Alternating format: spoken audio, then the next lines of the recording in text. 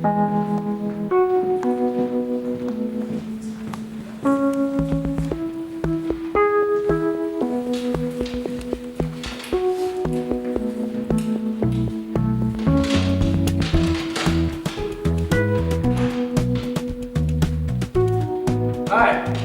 and welcome to our first biannual panel for Operation Cheesecake. It's a student panel, and today's topic is diversity and representation, casting practices in high school, college, and beyond. Today, here we have a panel of students of color here at the University of Northern Colorado discussing this subject as what our expectations are in this matter. My name is Jose David Reynosa. I am a sophomore musical theater major with a minor in business and dance. We'll have the panel introduce themselves, starting over with Michael Crawford. I'm Michael Crawford, and I'm a senior acting major. I'm Teresa Keller. I'm a senior musical theater major. I'm Vinny Wilson. I'm a junior musical theater major. I'm Sophia Ruiz. I'm a freshman acting major. I'm Jasmine Middleton. I'm a sophomore acting major. I'm Oscar Whitney Jr. and I'm a freshman musical theater major. I'm AJ Vollington and I'm a senior acting major. And I'm Deja McLeod and I am a freshman acting major.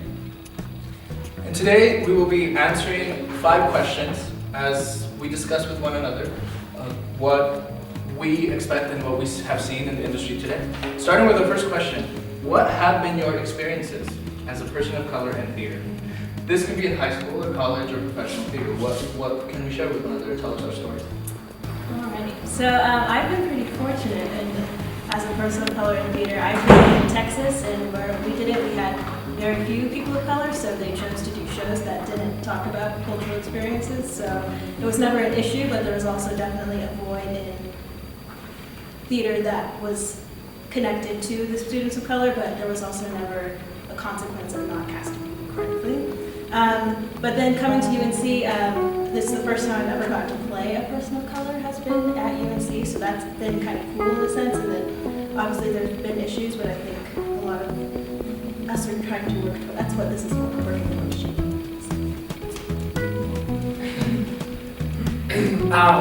For me, I started doing theater pretty late in the game when I was in high school,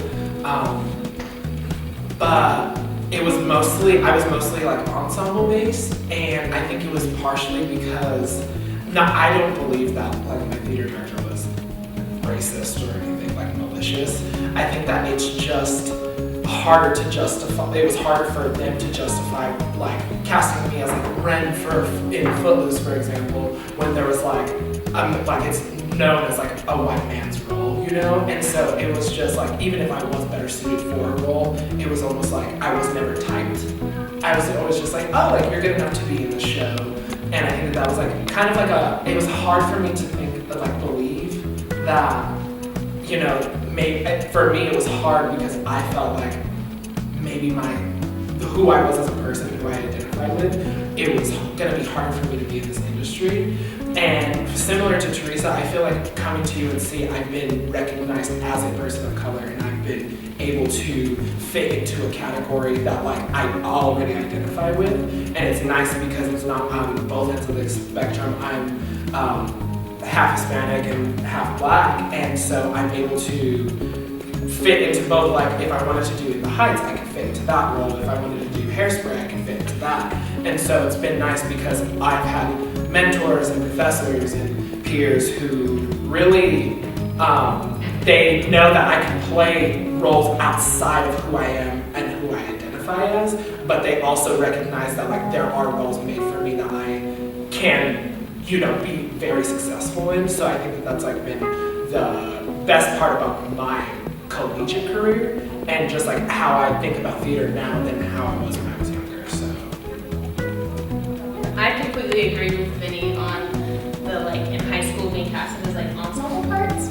Because I definitely feel like I was like, besides I have a twin sister, besides her, I was like the only brown girl, like casted in shows and stuff. So I was always in the ensemble. And I definitely didn't think my teacher was racist or anything. It's just kind of like, if they have someone that blends in better, like they'll choose them over me, even if I'm like fitted, like if I could fill that role.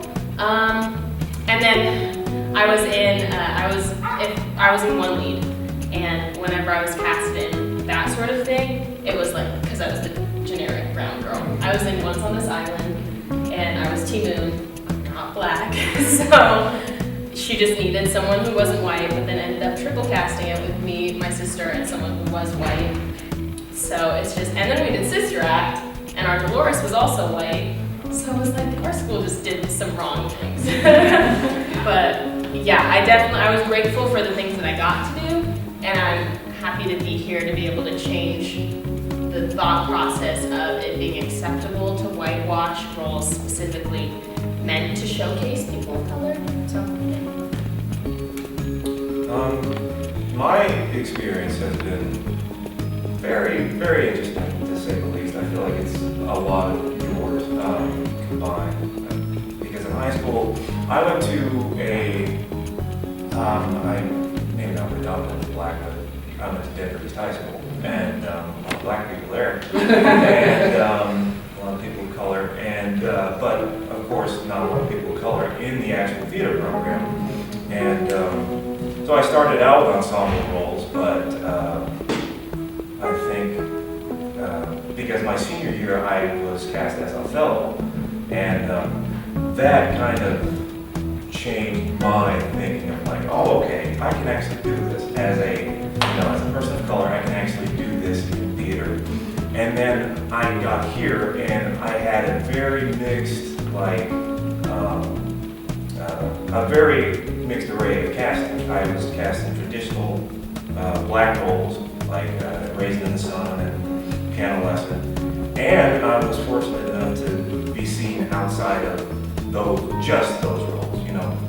I wasn't put in that box of just playing that, because I was able to do how to improve and things like that. And I think what is weird about it, and something that does hurt me, is I've got, oh, well, yeah, you can play that. You're educated. You sound, maybe not, you don't sound black, but I got that in middle school, but I never got that from an actual theater director or anything like that. But I've definitely gotten, you're intelligent, which is great, but you're educated as opposed to not, just because of my skin color. So it's things like that that still happen. Yeah, well, I went to the same high school as Michael, and I would definitely say before coming to college, I kind of put myself in a box. I know that I didn't branch out and audition for shows that I didn't think I could be in. So I know, on my resume, I have a lot of predominantly black shows that talk about race. So Hairspray, The Wiz, To Kill a Mockingbird. And I definitely feel like I 100% shut myself out for roles. And I definitely feel like what I'm so grateful about this program is that we're required to audition for shows.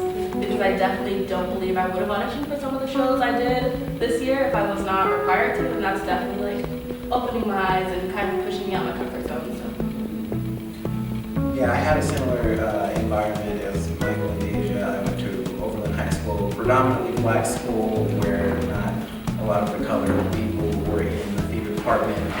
But we still were able to have enough to do very diverse plays like To Kill a Mockingbird. We did Aida, and it wasn't whitewashed or anything like that. And I was an athlete at the time. I didn't do any of these shows, but I knew that our school wasn't doing anything shady like that. We also did some great shows, like Jekyll and Hyde, Wedding Singer, that I was actually in. It was my first show ever.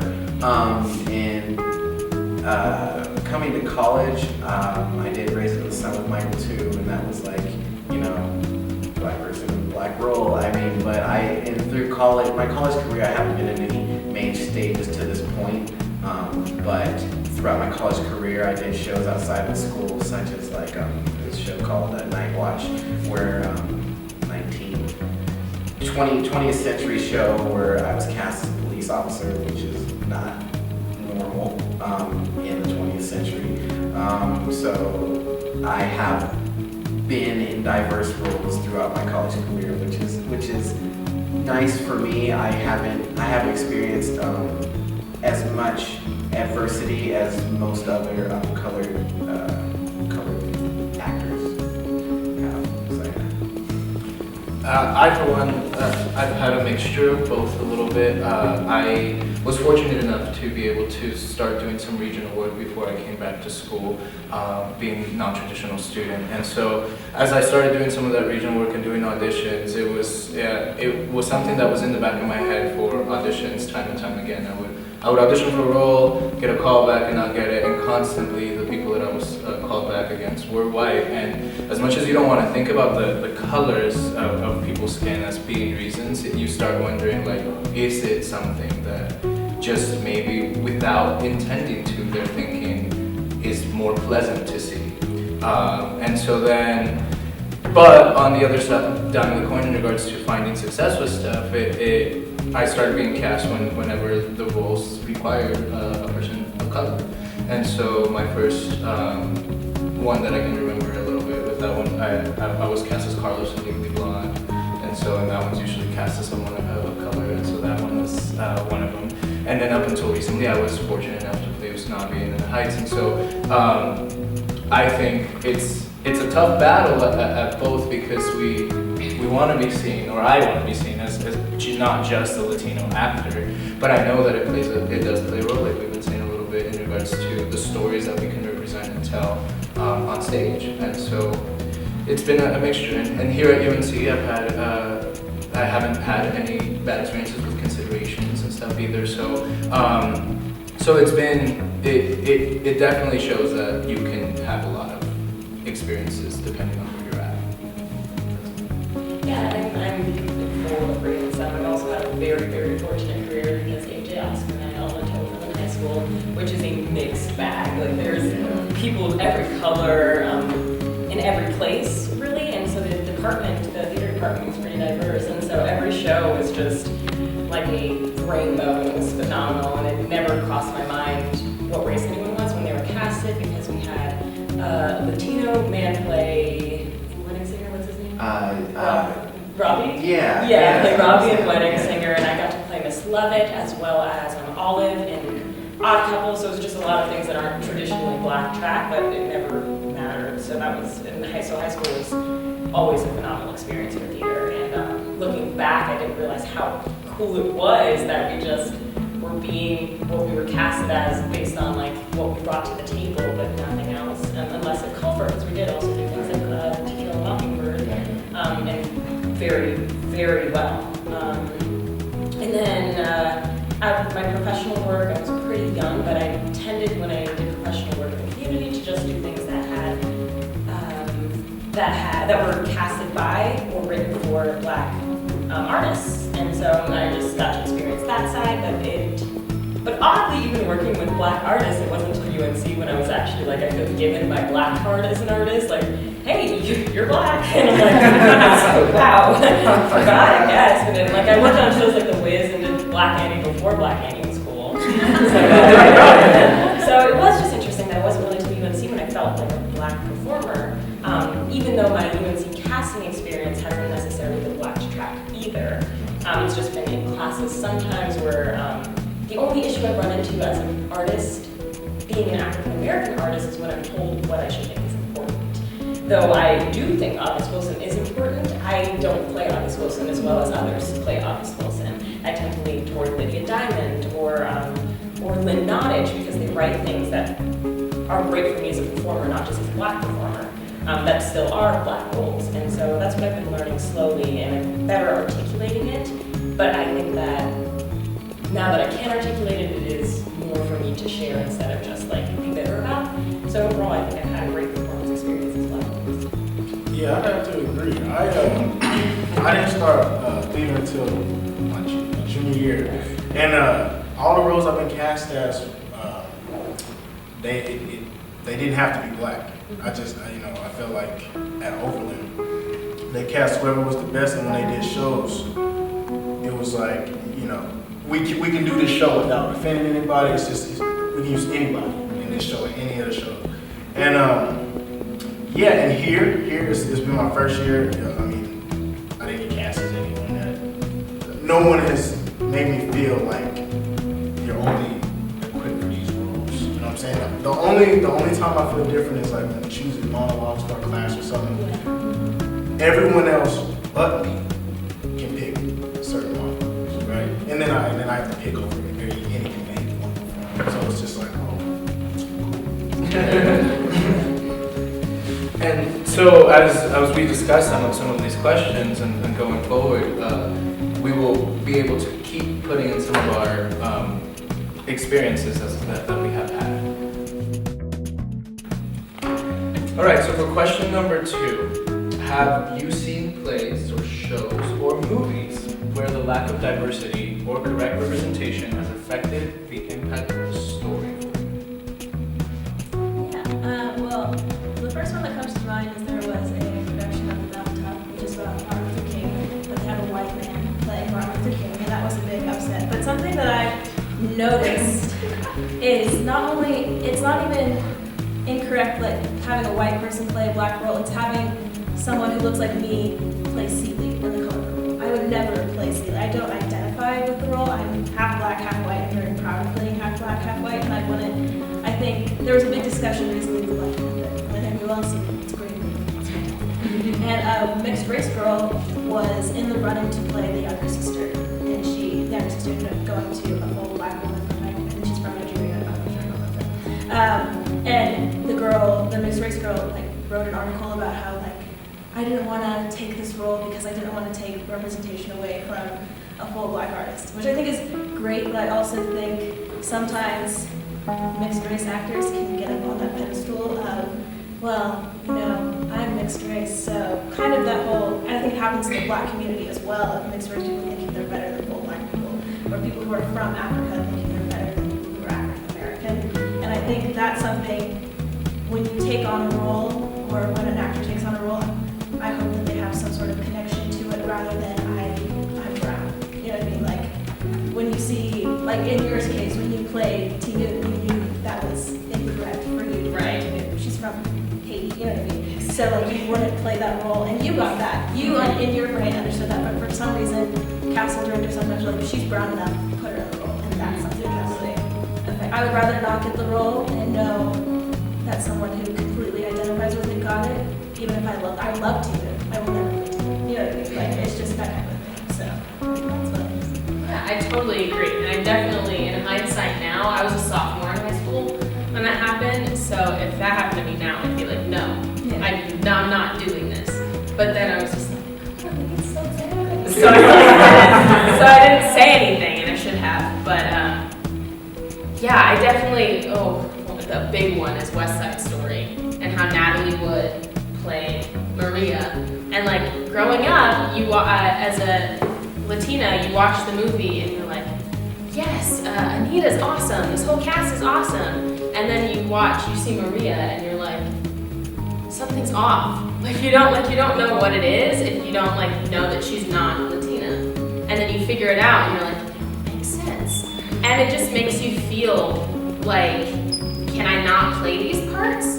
Like, is it not acceptable to have someone who looks this part and has lived this part represent that to the world? Like, it has to be someone else who's lighter skinned, who hasn't experienced it and has like a disconnect from it and is like taking it as like a social lesson or something. Like, even the fact that people do these plays and it's like, but it's educational, it's teaching them about the culture. It's like, but that's not the point. Like, the show will teach people about the culture. You don't need to cast someone who doesn't fit the part to do that. And I was gonna say something. All right, I'm done.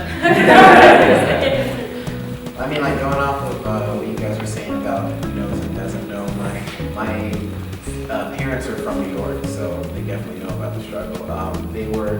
They ended up, by the time I was born, to be in the middle class where, you know, I didn't know what, you know, being black meant until I was, you know, in a diverse environment where it actually mattered, like middle school or high school, and it didn't need to matter at that point. But that's when I realized it. Like, I don't know if everybody's seen this movie, but Prince of Egypt. That's like my go-to animated movie, and it's all white people in this movie, and it's a story about people in Egypt, Africa, and talking about the Bible, a chapter of the Bible, and I was like, I still like the movie. It's really cool.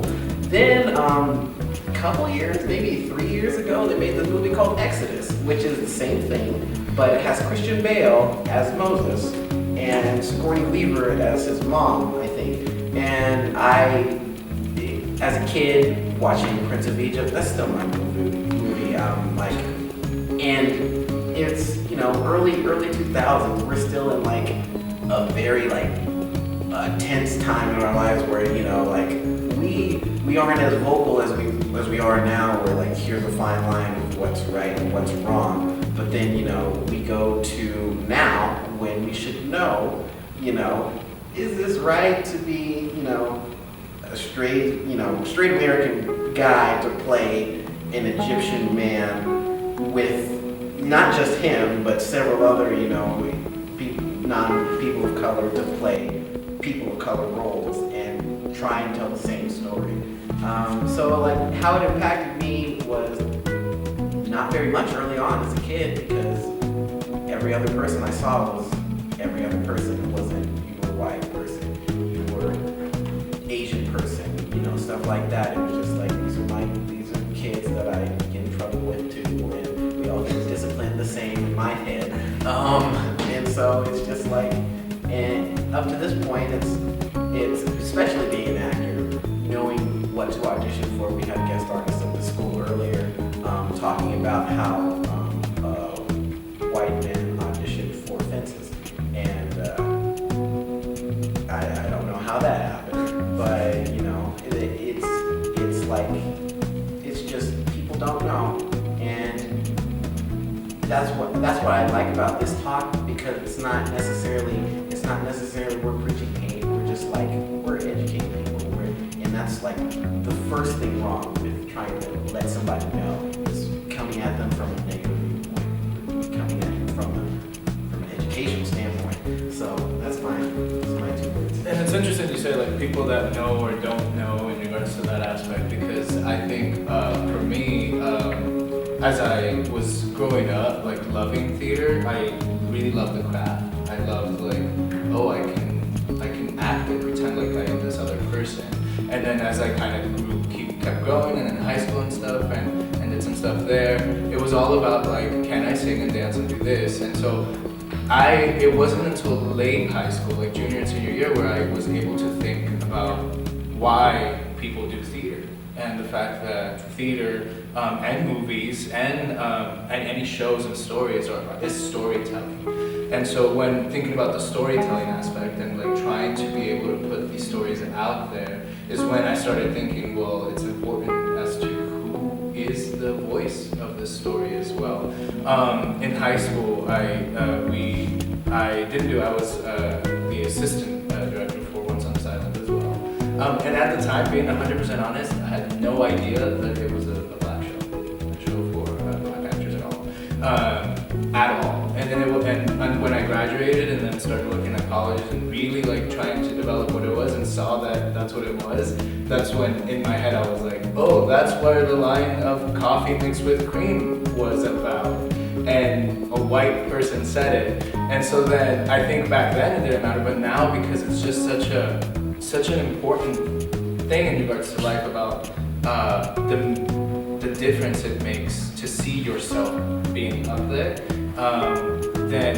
then is realizing that that's not okay to do in regards to those, because it definitely doesn't impact the story. It impacted that story. West Side Story was another one. So there's definitely lots. If you think about Ghost in the Shell, Scarlett Johansson. Scarlett Johansson's white, but her mom in the movie is still Asian, and so it's that's supposed to be an Asian story as well, because it comes everything, all the source of content is. The movie with Emma Stone, where she plays a Pacific Islander, and that's where we talk about the definition of whitewashing. I think is when you just kind of pretend these stories aren't stories that are told by these people and by a specific culture. It's just a story, and then that's where representation goes down with me. So it definitely, I think all those types have impacted the story. Yeah, I have to agree with when I was younger, watching movies like seeing Exodus and stuff like that, I didn't care, and I didn't know that, you know. Yeah, both of them. Both of them. I've seen a whole bunch of those kinds of movies where, you know, Jesus, white, Moses, white, everybody is white. And I'm like, well, if you look at the geographic, I know y'all got some people that you just, you know, when I saw, and then I saw another movie, I forgot what it was called, but Jesus was Middle Eastern, and it kind of, I was like, if we look at it, that's right. You know what I'm saying? You know, I feel like that put it there for me because I was like, we're in, you know, Middle East. I shouldn't be seeing no native white men. You know what I'm saying? So I feel like that's what did it for me was seeing that. Then the Emma Stone movie with where she's the Hawaiian girl. I was like, y'all could have found no Hawaiian actors. You know what I'm saying? So that's kind of. Yeah, just very quickly was just the idea, because you made me think of this just now, it's just, I think there's a lot of things where I've seen families where the kids don't look like the parents, and that's fine. But I think it's just the idea that there wasn't anyone good enough. It's this concept that we're casting the best person for the role and we couldn't find that within the correct demographic. And I think that's why those types of, when it's miscast, that's what hurts me. Because there's places for justification, there's places where, yeah, forget the rules, like, I'll look like my mom, that's fine, you know? But it's, exactly. But if there's places where you have to, there's places where that's an excuse, where you're saying there's not enough people of color that are talented enough to play this role that Emma Stone is playing. I disagree. Yeah, and I just wanted to add about like the diversity of the roles that we see. Because like for example, growing up, like my go-to like actress, like Latina actress that I'd always seen in things was J-Lo. Like J-Lo's in everything, but she has like probably 3 different movies that she plays a maid in. And it's like, that's just something that you grow up with seeing. And then on another aspect of like kind of being miscast in certain things and like the generalization of like experiences of people of color. Jazzy and I are both in Luna right now, which is a TYA show about migrant farm workers in their like life. And I play a like 40-year-old mother who is a migrant farm worker from Mexico. So she hardly speaks any English and has a very thick accent. And when I first like was told that this was going to be the role that I was playing, I was like, okay, I'm real nervous about this because that's not an experience I'm familiar with at all. My mom is Italian, so she's white, and my dad is Mexican, but no one in our house speaks Spanish. I don't know it. My dad doesn't speak it. My grandpa speaks it a little. So, and I don't really see that side of my family very often. So I didn't really feel very connected to like my Mexican American roots. So being casted in that sort of role was like, am I able to do this justice? And yeah, it's just interesting how like, I feel like the types of roles I was told by someone that the types of roles that I was going to be able to play, I have to get used to being the like Mexican American character, or the Mexican character of like the maid or the like immigrant who like speaks Spanish and is fully enveloped in their culture, and that's not the experience that I've had. And I would love to see the diversity of like there are people in this country who identify the way that I do that don't necessarily experience like the stereotypical culture of it all. There's a beautiful blend of everything that goes on. So to be able to see that represented would be awesome. And I think at one point a lot of us have been kind of told by someone that you need to like milk it. Someone once told me, you people are in right now. And so, it's a tough thing to bear in here because yes, at one point I want to have a successful career. So if I am going to grab into this as a student when I graduate, like, is that how I make a successful career? Or do we make a successful career by challenging these standards and by putting diversity and correct representation at the front lines when it comes to all of this? And I for one think that we can do the both. We can make sure that we have a successful career and also changing the world in the way that this entertainment industry is. Because the entertainment industry in all aspects represents our history and where we're at right now. And the United States, no matter how many Trump supporters want to say that is a white country, it no longer really is. It's a melting pot. And it never really was. It was always immigrants. So whether they were Eurocentric at first and then now later. So if that's what is in the United States, in the U.S., the entertainment industry should reflect it by having just as diverse representation. All right, third question, guys. Do you think there should be a difference between our casting expectations / standards in high school, in college, and professional theater? And alongside that, do we have different standards or expectations for small regional companies or big money and equity houses? Well, I think there should be a difference. I believe we're in school and we're here to learn. So definitely professional theater, I believe it definitely needs to stick with like the thrill of 10. But whereas in an educational setting like we are, I believe it is important to be pushed out of our comfort zones. However, correct representation is 100% necessary if it's needed to get the story across. Because the thing with theater is it's such a beautiful art. Everyone can relate to it. It's so universal, but there's always a story to be told. And if the story cannot be told without correct representation, it should not be done. You took the words right out. Because I think first and foremost, we are storytellers, or else we wouldn't be doing plays. We would be, I don't know, accounting. And, you know, anything else. A play is a story. It's a slice of life, and the representation of that story probably tells it better. But I agree that in high school, it's most likely free or club-based, and I think most people should get the opportunity to get the theater bug. But that doesn't mean to miscast things necessarily. There's plenty of shows in the world. There's something I will talk about later, that there are a lot of shows that can't be done, that aren't being done. In college, we're paying, so we're hoping to get something out of it as far as like tools and technique. But then professionally, we're getting paid. But all of those things should not affect diversity. Money and diversity I don't know. But I've never understood that part of it. But I do think that there should be different standards depending on like who's putting the time, effort, and currency into it. Yeah. In my head, no, I don't think there should be a difference of expectation between, high school, college, and professional world. I think what you said, Deja, the expectation is you tell the story. That is the expectation.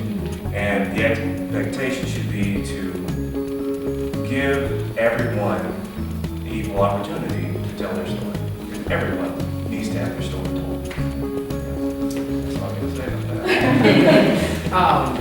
I would like to piggyback off of that and I agree.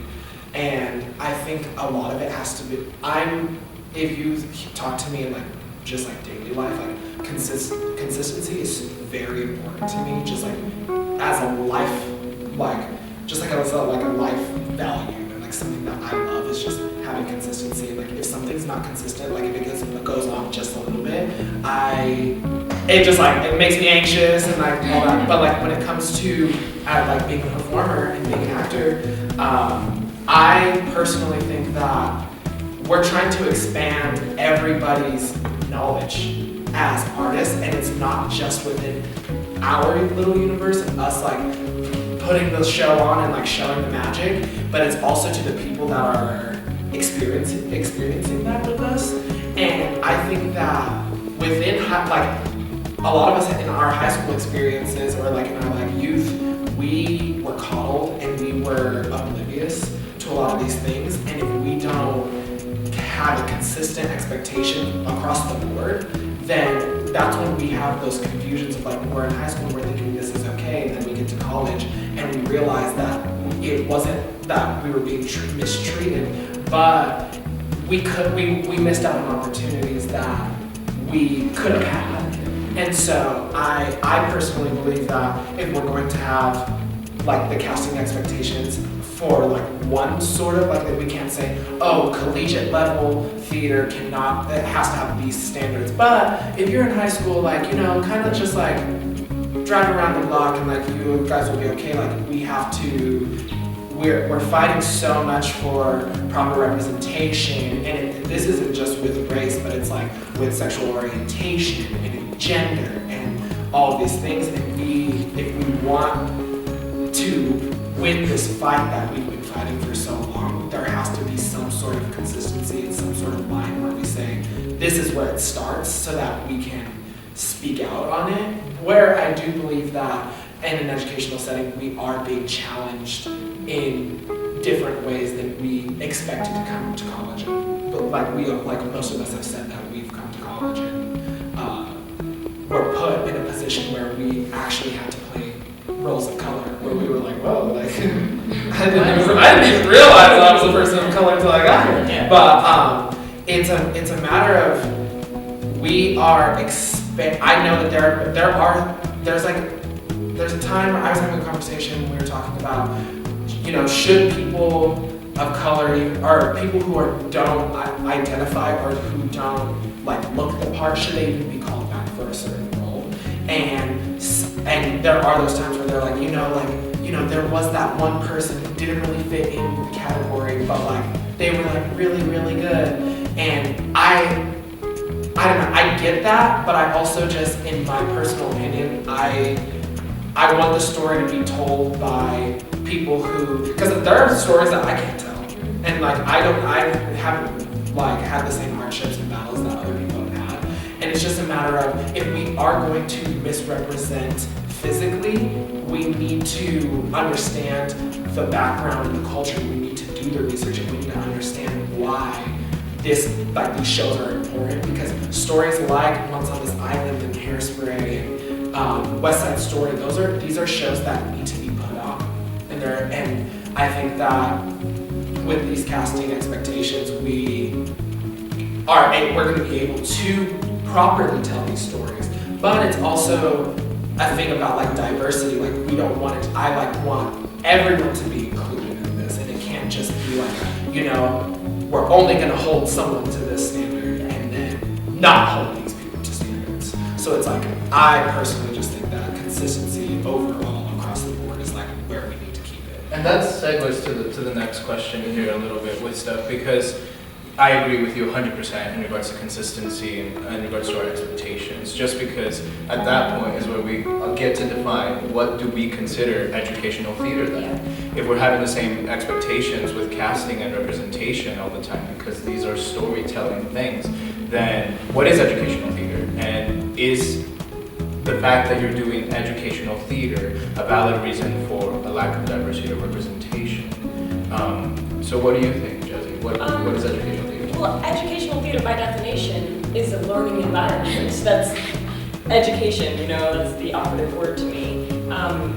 And so because of that, people have polarized and made this decision that educational theater is something where people can learn about the experiences of different races, which I think is great. But the funny thing about educational theater is they use that as a shortcut to misrepresent different races, when that undermines our art form entirely. Because if it's theater and we're doing our jobs correctly, you can be sitting in the audience and have just as powerful of an experience watching a person in the correct role. Because that person is telling the story that you are empathizing with, because theater is a greenhouse for empathy. So I think that educational theater should give us the tools to do theater better. Not necessarily and I think there's totally room for experimentation. There's so many cool experimental shows. But we did a show that was experimental called Striker. And that wasn't experimental crossing lines or hurting anybody's feelings or stepping over other people's cultures. It was experimental because the audience was literally on the ground while people were performing. There's room for experimental theater. And I think that the big thing with educational theater, lacking diversity, is being scared to look.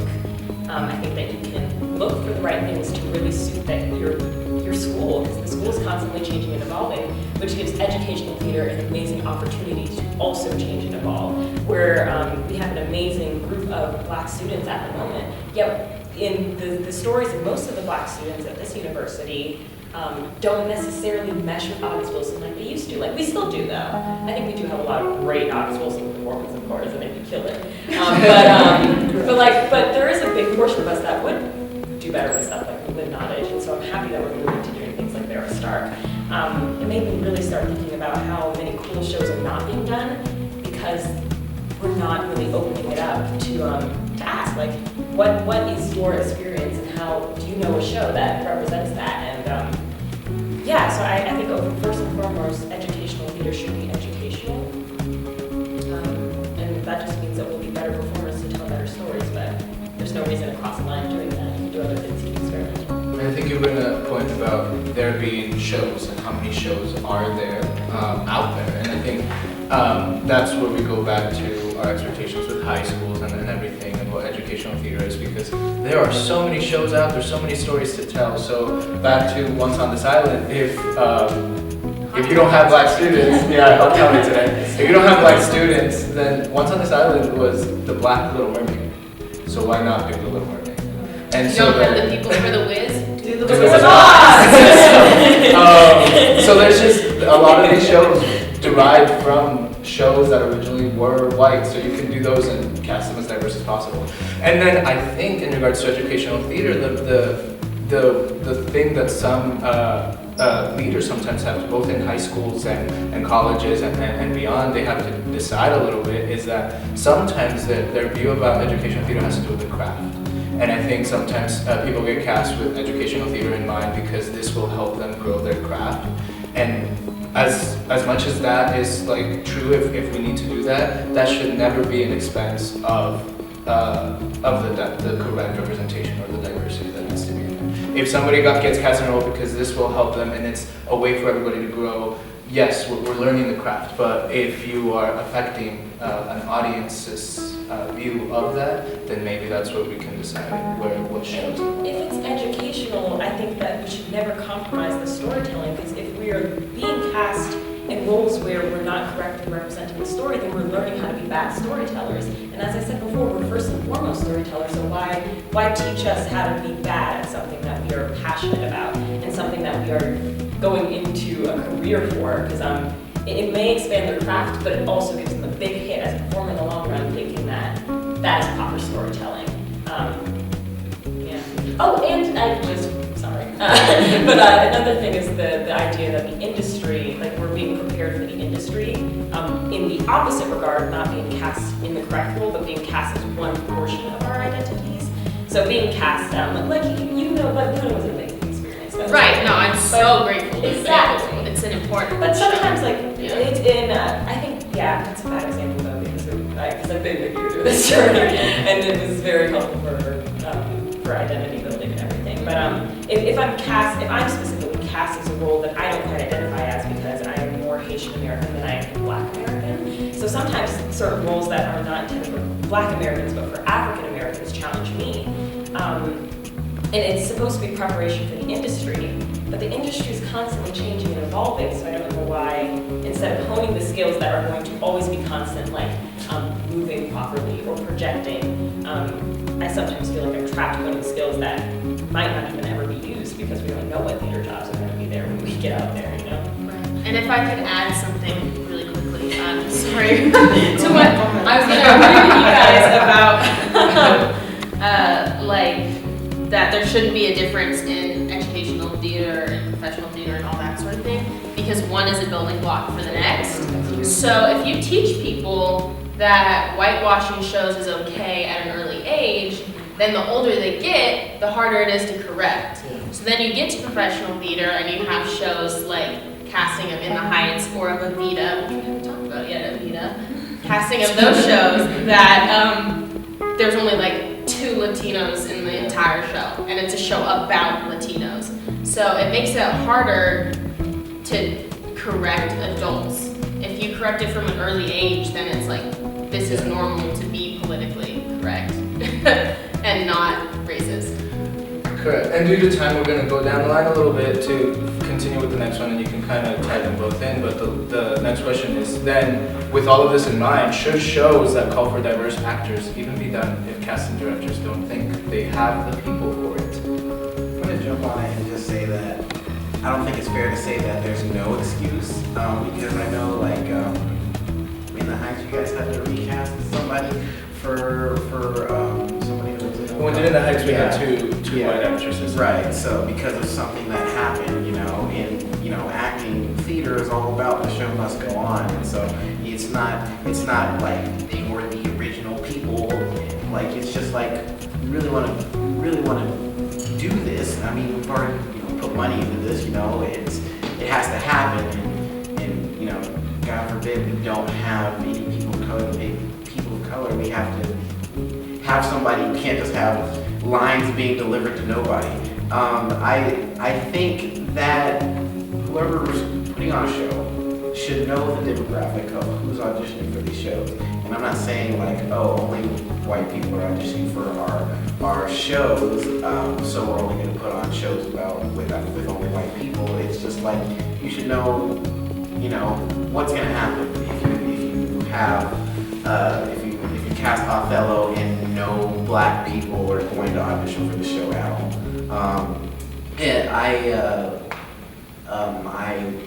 Last spring, I auditioned for The Tempest, and at this callback, they had let me know a year in advance that they were going to do a show called Superior Donuts, which has one black actor in it, and everybody else is a Caucasian or European. And I couldn't do that show because in December I got cast in Color of Shakespeare, so I can't do the show. Does that mean I was the only one that was going to audition for this role? It shouldn't, but I don't know that, and that would be absolutely horrible if they were like, all right, AJ's going to play this role. We don't need to worry about who's auditioning for this role anymore. Like that would be, I would be upset if we didn't have anybody else to play this role, so we're just going to throw this person in there, and that's not okay to me. And I think going back, I agree with you in regards to it, because it's a lot more complex than sometimes we can talk about in regards to casting, particularly if we're looking at demographic stuff and different things. I think for me, ultimately, it goes back down to the respect of the culture that it needs to be, and to how hard is the director trying to make sure that it does get casted correctly, to make sure that they do it. Yes, if they aren't the actors there, like, this is where we could differ on some stuff. Once the show is being done and it's trying and auditions are set to go, we have things like rights being asked for, like all of these things. It's a little bit more complex as to what is going on with even marketing and everything that the show needs to continue with what it is. But all these conversations, I think, need to make sure that happen before that step happens. And so, just to jump off of that, just like that statement, I also just think that in the defense of these casting directors and even our own educators, I would never in a million years think that our educators are sitting there let's do the color purple and we only have black actors. And I think that a lot of it is sometimes things in March of 2016 are a lot different than in March of 2017. And so it's this idea of are you willing to take that risk and buy these rights and do all this stuff and be able to, because these stories do need to be told, and then find a way to reach out to these people who need to represent this story. Because even just to give an example, I was reached out to by a director who was directing Passing Strange, and they were Fox, and they lacked proper representation. People who showed up shouldn't have auditioned for the show. And they had emailed me and they were like, hi, we're hoping that you're able to audition for the show. We've seen you audition before and we're willing to give you an immediate callback for these 3 roles. If you're interested or available, please do that. And I think that it's a matter of if you're put in a position where you are unable to properly cast in that moment, it's a matter of how hard are you willing to work to reach out and find those people. Where I appreciated that, where I was like, oh wow, like, these directors really want to tell this authentic story. And instead of just being, it's not a matter of like, oh well, like this is, we give what we get, we don't throw it, we can't do anything about it. So, and I think that as we grow, so do our directors and so do our educators. And we, instead of making it a negative fist fight with each other about like, why are you doing this? And well, this is because we did this. It's a matter of just having these conversations and being able to discuss why it's like across the board, we all should just work a little harder to properly, like with what we want to receive, they have to understand. And if we don't help them understand, they'll never understand. And that's why we like just having this expansion of knowledge within all of us as artists and as people. Like there won't be a lack of diversity and there won't be a lack of, or there won't be like high misrepresentation if we're able to say that in a manner where they're like, you know what, like I need to take a step back and like casting in 1990 is a lot different than casting in 2018. And theater, so it's a little different, yeah. So I think that adding on to Vinny's point that my biggest qualm is you're either not doing your homework or you don't have enough friends. Amen. That's the industry, baby. I'm sorry. You either need to be doing, you need to be reading, you need to be making friends with playwrights, and then there wouldn't be bad casting because you're writing plays for area. Like if you don't think that you can do Color Purple, write a show about Greeley, Colorado that you can cast. You know, and I think it's this fear of only having to do these shows that have been done a million times. But why are we have so many amazing playwrights. There's the Kilroy's list that has playwrights that are only women. And women of color, I think, too. Okay. Can I, so you're looking at me for, Yeah, sorry, so I sorry. mess up the, yeah, the Kilroy's women identified playwrights who have not, and plays that have not been produced at a prominent professional house yet. So it's about discovering new women identified playwright voices. And on that, that's why I've gone to the Kilroy's list, like, find plays to read for parts for, like, Mexican American women, and I can't find the plays to purchase anywhere. Like, they're listed on Kilroy's. Okay, Shelley will help me find them. But that's something that I've had an issue with, is like whenever I like type into trusty Google plays for people of color, like August Wilson comes up, like all these African American and Black plays come up, and I'm like, where are my Mexican plays? And it's interesting because when I went to the library, I had more help finding plays by Haitian playwrights that wouldn't even show up on Google. Mhm. So it's really just this lack of representation doesn't just go for casting, but it goes for putting up playwrights that are making amazing things and teaching more. Like if we were scared that we're not telling the right stories, then we can make new ones. That's the industry. And they're there, they're just not being represented. Exactly, it's art, and art is always being made, so I don't know why we're doing the same shows over and over again if we can't cast them. And on the making friends point, if I needed to cast a show, I have friends. I know people that in a protected college, nobody shows up that needs for the proper representation, because that's a priority, and I think it should be a priority to any director when they're casting, is to make sure that they just are networking and putting themselves out there, because that makes you successful anyway. So why make yourself successful in just one bubble if you're wanting to do shows in this bubble?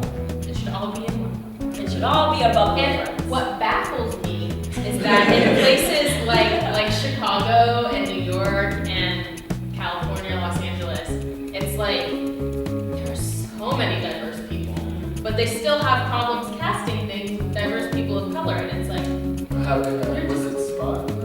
It's in the Heights. Yeah. In In the Heights, Avitas, all of those kinds of shows. And it happened in Texas as well. And then, Right. I think, and going back to it, like it was, I have been in shows, and here, West Side Story last year, we have white actresses and playing some of those roles. And I still was in the show, and so with that, like, I think that's where us as actors have to decide how we're gonna execute our moral standards when it comes to this, and when we feel like it's gonna be time. I always grew up with like the Martin Luther King teachings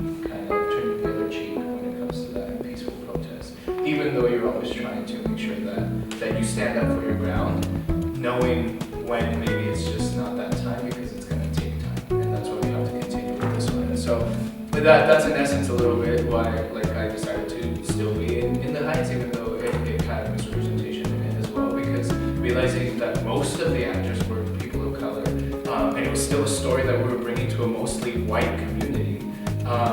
It was something that was important to do, and then here as well in regards to that educational aspect. So, should shows that call for diverse actors even be done if casting directors don't think they have the people for it? I think the question lies, like we said, we all had a little bit diverse answers. Yes and no's depending on the situations and what we need to do.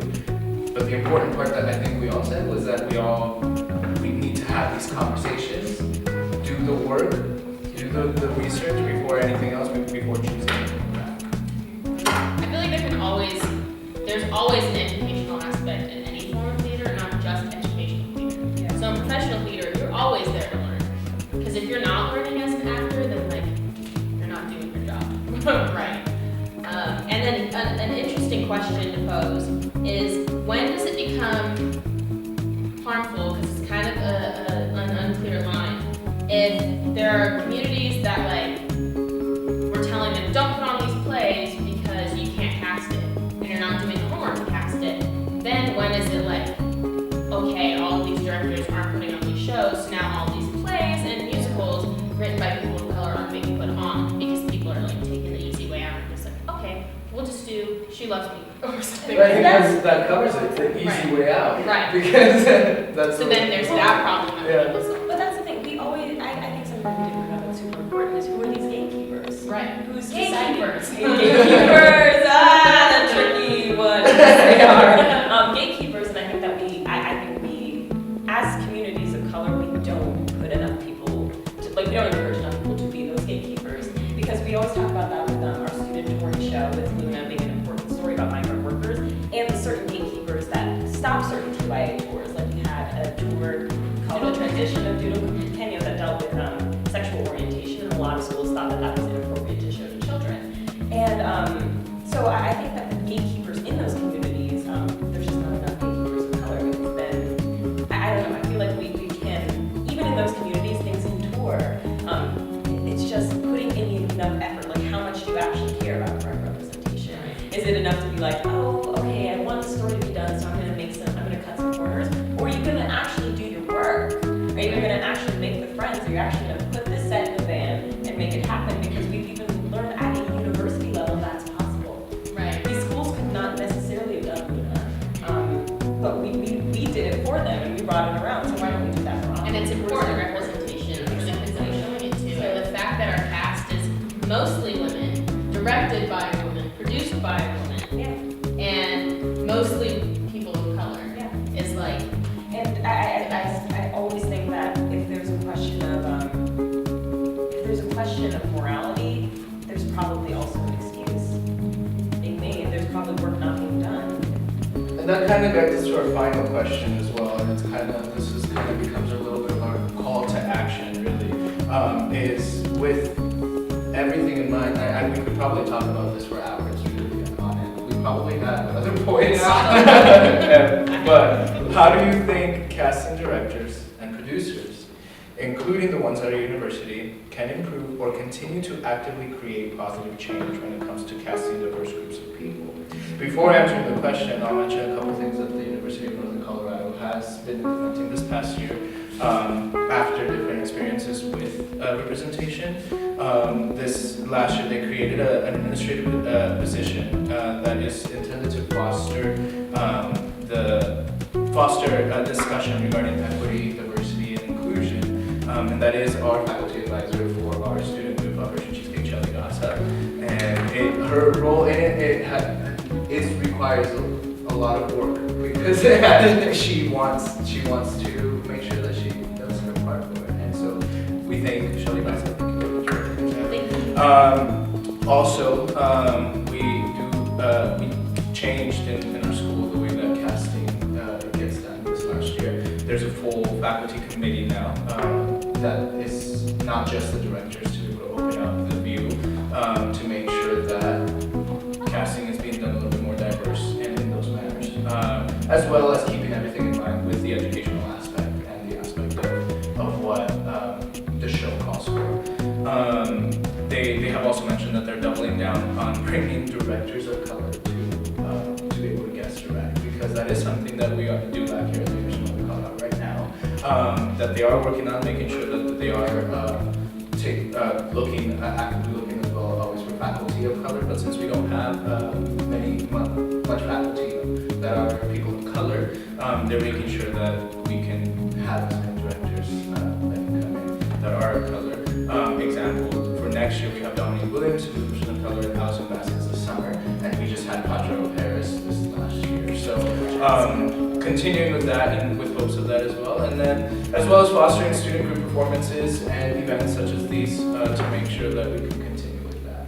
We know that there's been a history at this university before, but there's been a history at many universities, because this is much bigger than just this school. And so I am thankful that this is stuff that's happening, but things that hopefully we will continue growing, and as people of color we can continue going. But with that in mind, keeping those as examples, I guess, as well, what can other schools be doing, as well as the casting directors in regional companies, or even here if we do have those, what should they be keeping in mind? What do you think they need to do to continue this positive change?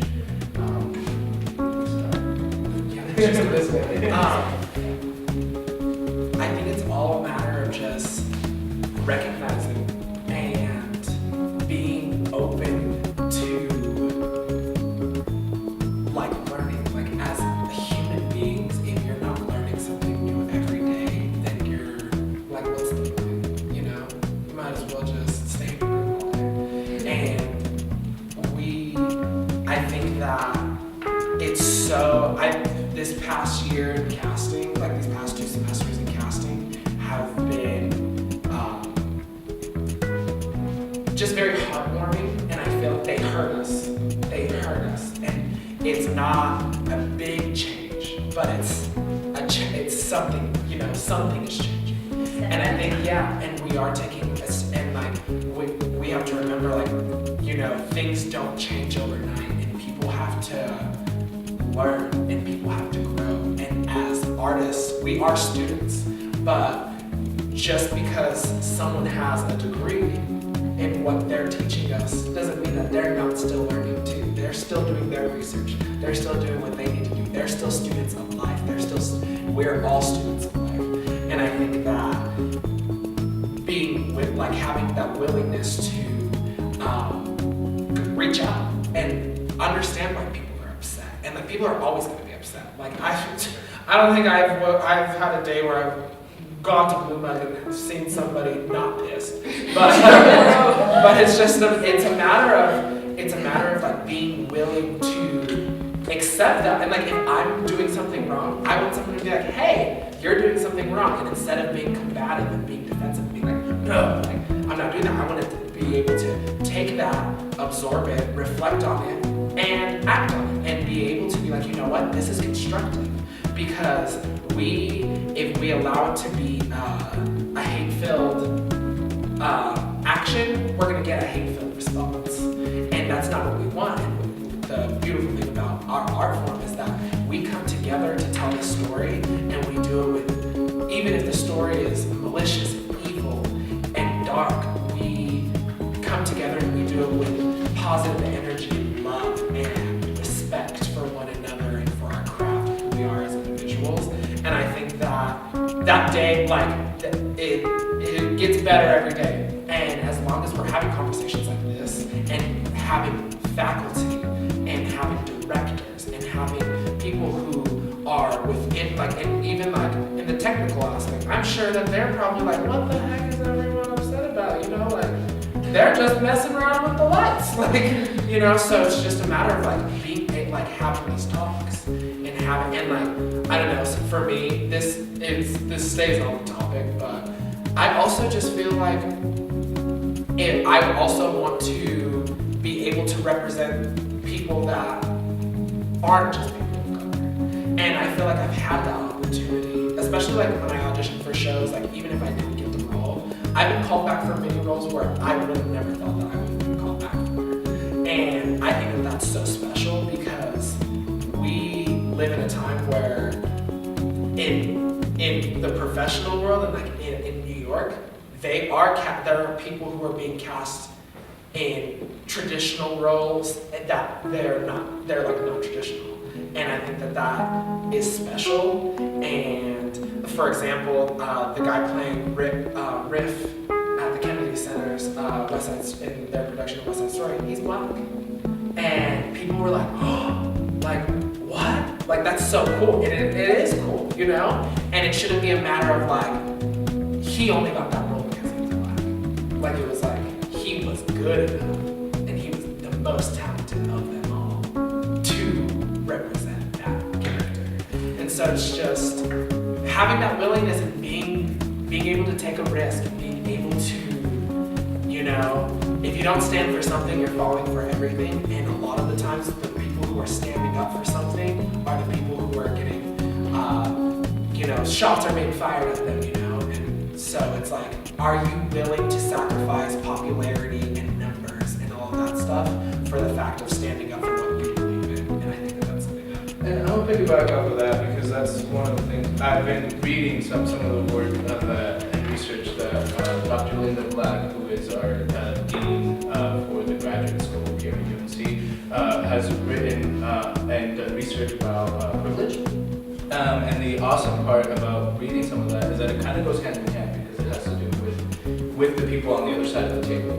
And most of the people on the other side of the table in these casting scenarios are white men when it happens to that, which are the most privileged when speaking about privilege.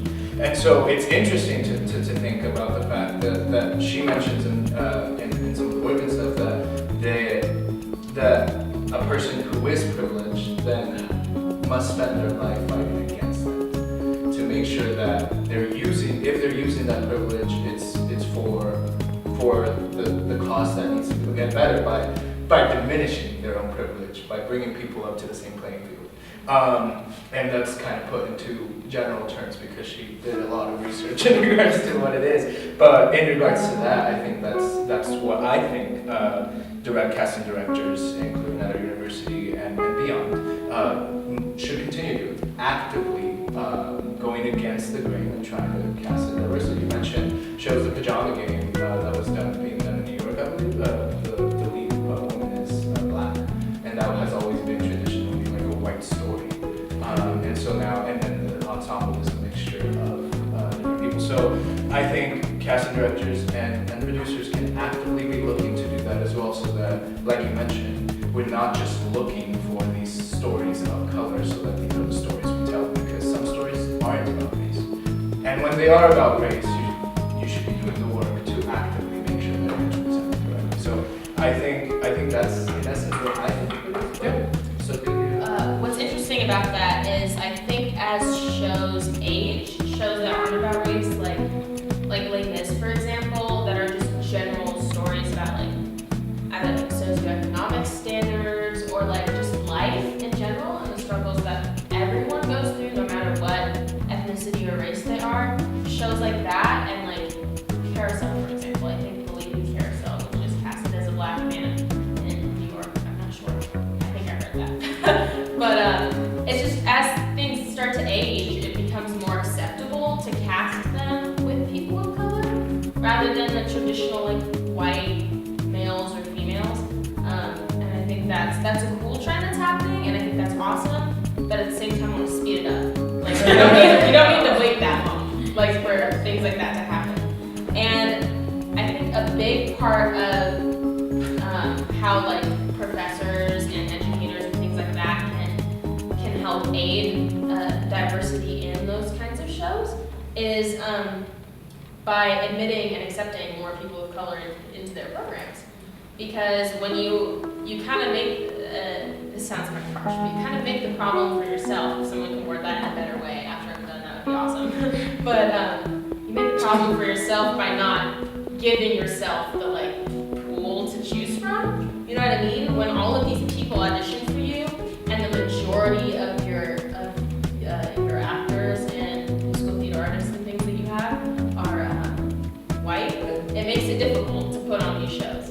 And I think that's an interesting thing that you're bringing up with does play a big part of it. And that's actually going to hopefully will be a topic of conversation for a future panel as well. But the questions lie on that is the recruiting part of other students or bringing forth people. Where does that start off? Because we've had this conversation before talking about how sometimes there's just the students of color just don't have the same resources that sometimes the students are white to be prepared for this audition. So I think that's such an important point, but I think it's much a bigger conversation. Right, it can be talked about for Yeah.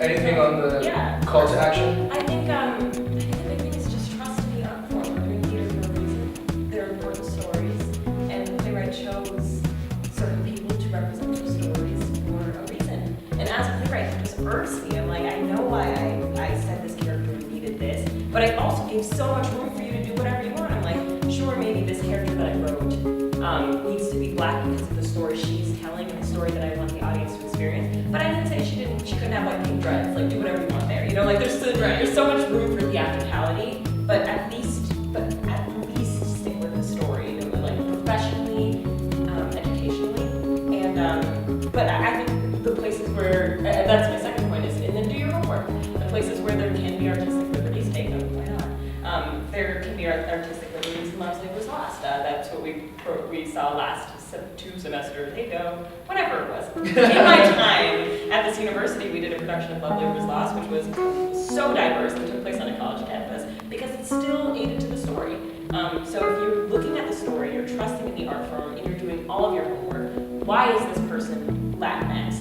Why is this person black? And why should I, like, what's the point of that in the story? And then for other shows, like we said with Les Mis, why this takes place in the French Revolution, but what's the story that's being told? And if you're a good artist, you will tell the story to the best of that abilities, and you can trust yourself, but you have to do the homework to know to do that.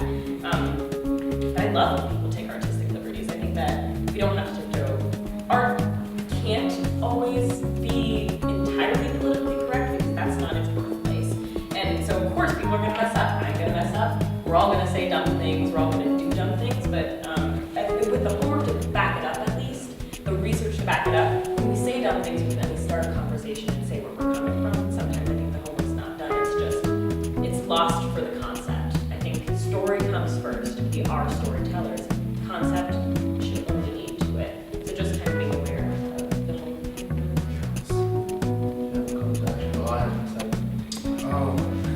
I guess I have to agree with all of it. Just simply, to make it as simple as I can say it, is you just gotta look. Like, I thought it was cool how when you said the director was looking for me, he emailed you and said, hey man, look, I know you didn't audition. Can we have you real quick? You know? And I thought that was cool. I think you just gotta look, even if you're not, even if what I'm saying, you don't have a very diverse pool or whatever. Do that work. Be willing. Do that work and look. And if you can't find any, so be it. But at least you tried. You feel me? So that's what I was gonna say. I think we'll agree that, like we said, we could talk about this for a long time. But we thank everybody in the panel, some of the people that had to leave a little bit earlier. We thank everybody who is here as a live audience as well that we're seeing. And for everyone else who will be able to see this online, and if you're watching it online, thank you for taking the time to listen and be able to join in this conversation that is very important, that should be happening throughout the nation. And we thank you. This has been our first student panel with Operation Cheesecake. And keep looking forward to more events, and thank you for watching.